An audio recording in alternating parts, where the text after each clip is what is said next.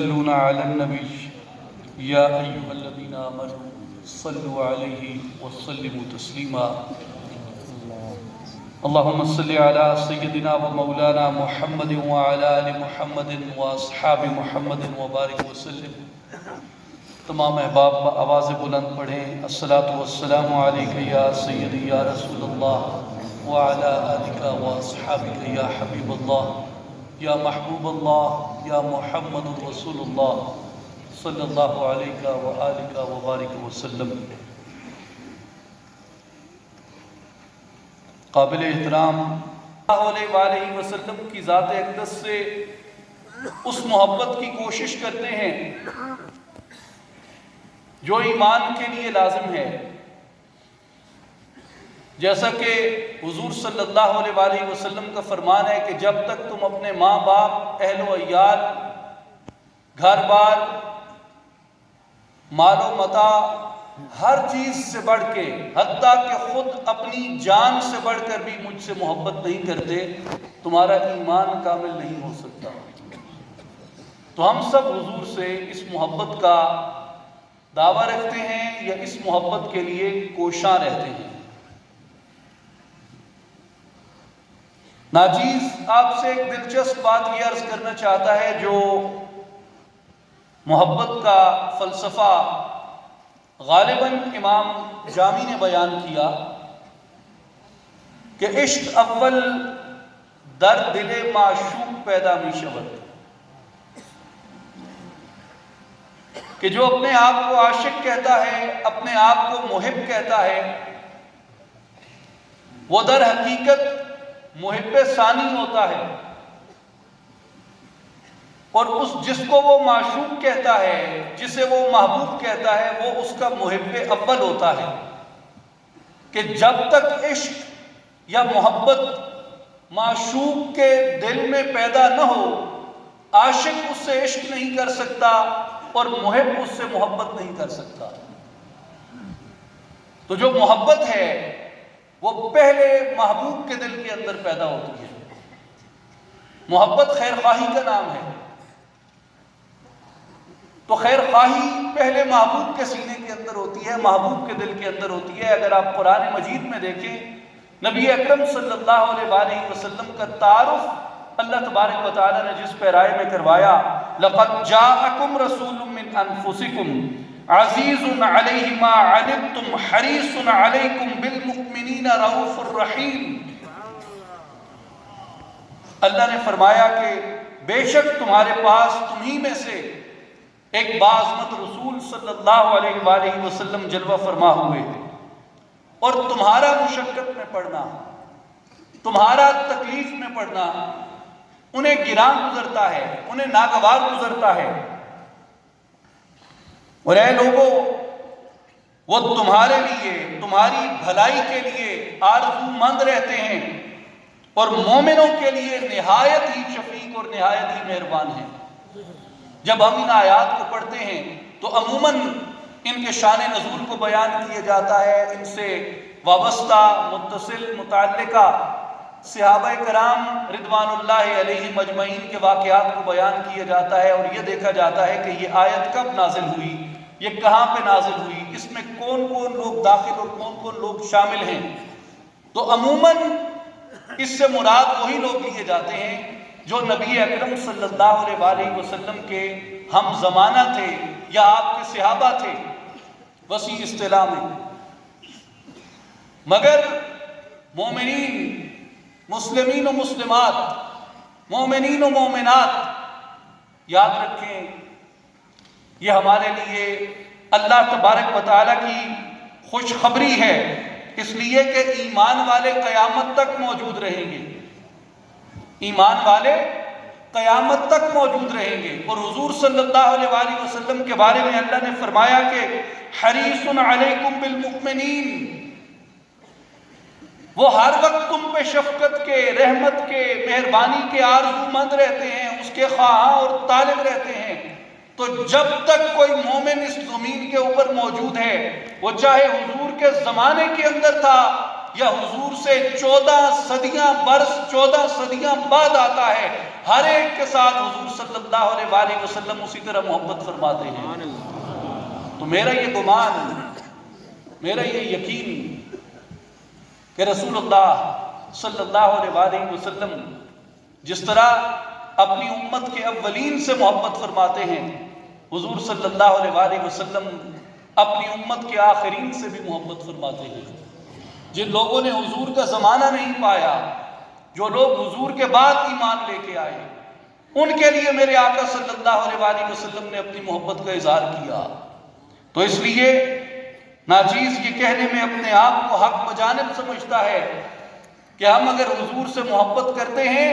تو امام جامی کے قول کے مطابق کہ عشق اول در دل معشوق پیدا می شود، میں بعد میں محبت کرتا ہوں حضور سے، حضور مجھ سے پہلے محبت فرماتے ہیں۔ آپ مشکات شریف میں دیکھیے ایک حدیث ہے، ایک دن نبی اکرم صلی اللہ علیہ وآلہ وسلم اپنے صحابہ کرام رضوان اللہ علیہ مجمعین کے درمیان جلوہ فرما تھے، اور حضور صلی اللہ علیہ وآلہ وسلم نے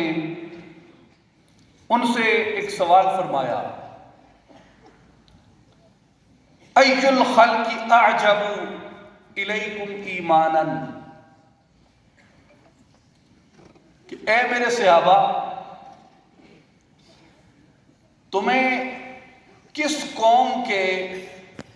کس طبقے کے ایمان پہ دل نشین حیرت ہوتی ہے، خوشگوار حیرت ہوتی ہے، جو تمہیں خوشگوار طریقے سے عجیب لگتا ہو، کس طبقے کا ایمان ہے؟ صحابہ کرام حیران ہوئے سوال سن کے کہ یہ کیسا سوال ہے کہ کس طبقے کے ایمان پہ تمہیں خوشگوار حیرت ہوتی ہے؟ تو کچھ سوچ کے لوگوں نے عرض کی، یا رسول اللہ صلی اللہ علیہ وسلم، شاید ملائکہ کا ایمان اتنا اعلیٰ ہے کہ اس پہ خوشگوار حیرت ہوتی ہے۔ نبی کریم صلی اللہ علیہ وآلہ وسلم نے فرمایا، وَمَا لَهُمْ لَا يُؤْمِنُونَ وَهُمْ عِنْدَ رَبِّهِمْ، اگر تم کہتے ہو کہ ملائکہ کا ایمان عجیب تر ہے، خوشگوار حیرت میں مبتلا کرنے والا ہے، تو ملائکہ میں اس درجے کا ایمان کیوں نہ ہو؟ کیونکہ وہ ہر وقت اپنے رب کے قرب میں رہتے ہیں۔ تو ملائکہ کے ایمان کی اس درجہ ترقی میں عجب کیا ہوا؟ صحابہ نے پھر عرض کی، یا رسول اللہ فالنبیون، تو پھر ایسا عجب ایمان، ایسا حیرت انگیز ایمان، ایسا ایمان افروز ایمان انبیاء کا ہو سکتا ہے؟ رسول اللہ صلی اللہ علیہ وآلہ وسلم نے فرمایا، وَمَا لَهُمْ لَا يُؤْمِنُونَ وَالْوَحْيُ يَنزِلُ عَلَيْهِمْ۔ حضور نے کہا کہ میرے صحابہ، انبیاء کا ایمان اس درجے مضبوط، توانا، حیرت انگیز کیوں نہ ہوگا جبکہ اللہ کی طرف سے ان پہ وحی کی جاتی ہے؟ پھر صحابہ عرض کرتے ہیں، فَنَحْنُ،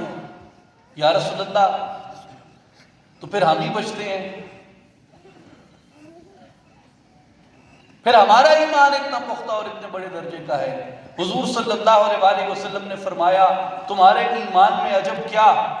کہ اگر تم یہ کہو کہ ہمارا ایمان اتنا پختہ درجے کا ہے جبکہ میں تمہارے درمیان موجود ہوں،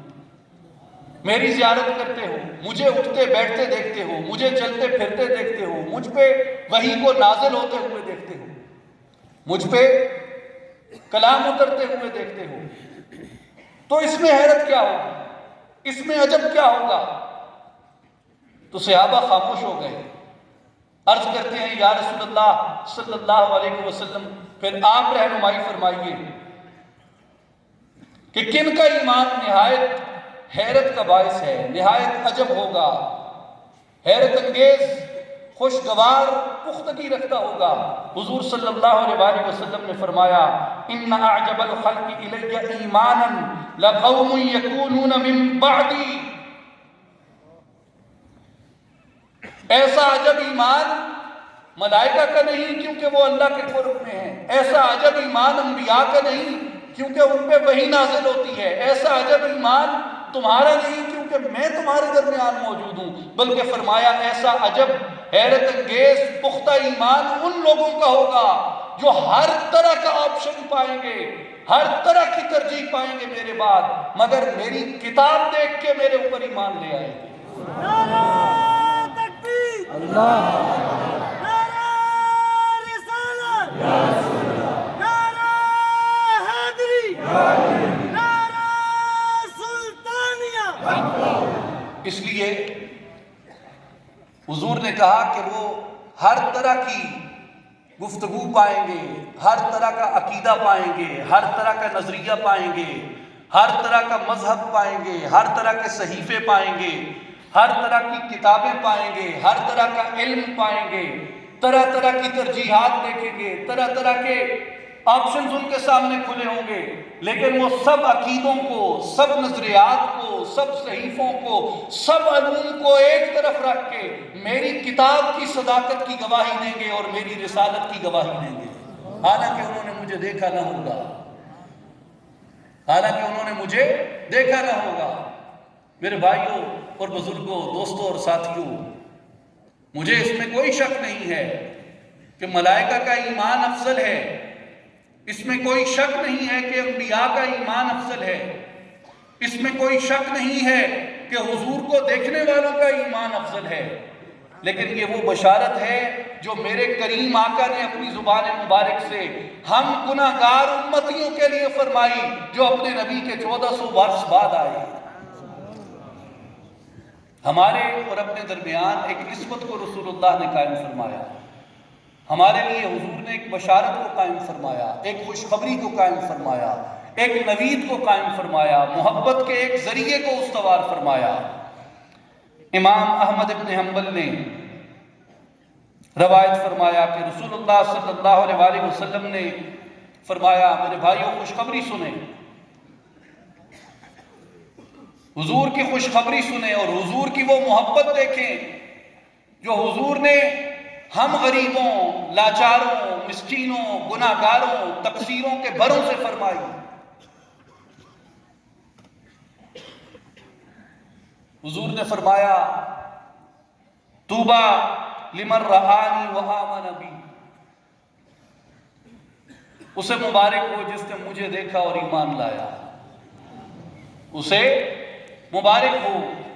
جس نے مجھے دیکھا اور ایمان لایا۔ وَطُوبَى سَبْعَ مَرَّاتٍ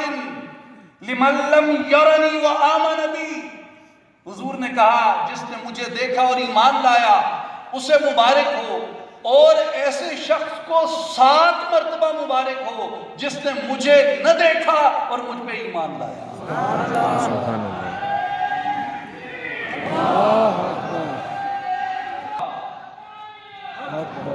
وَطُوبَى سَبْعَ مَرَّاتٍ لِمَن لَّمْ يَرَنِي وَآمَنَ بِي، 7 مبارکیں ایسے شخص کے ہوں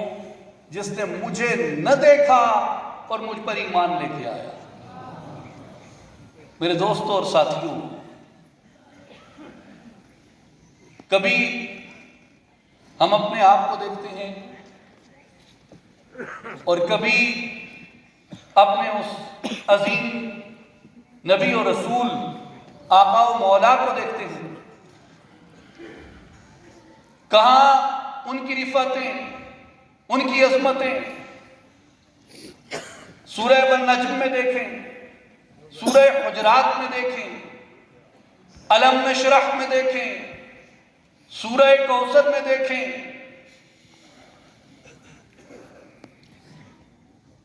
پورے قرآن میں دیکھیں، حضور کی جو رفعتیں، عظمتیں، بلندیاں، شان، ادب